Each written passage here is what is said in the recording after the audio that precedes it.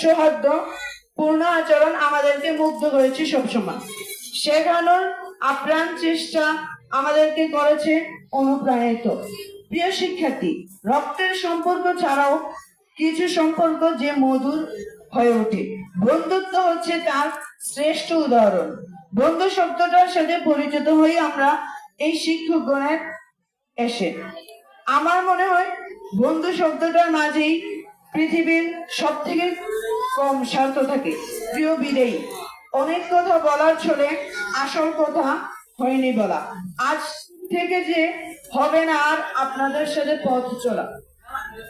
কিশোর বয়স থেকে শুরু করে দীর্ঘ কয়েক বছর আপনাদের সাথে কাটিয়েছি, কেটে গেছে অনেক দিন, বুঝিনি কখনো ছেড়ে যাবেন আমাদের। আজ সময়ের সাথে সাথে বদলে গেছে জীবনের গতিপথ, নতুন পথের যাত্রী আপনারা।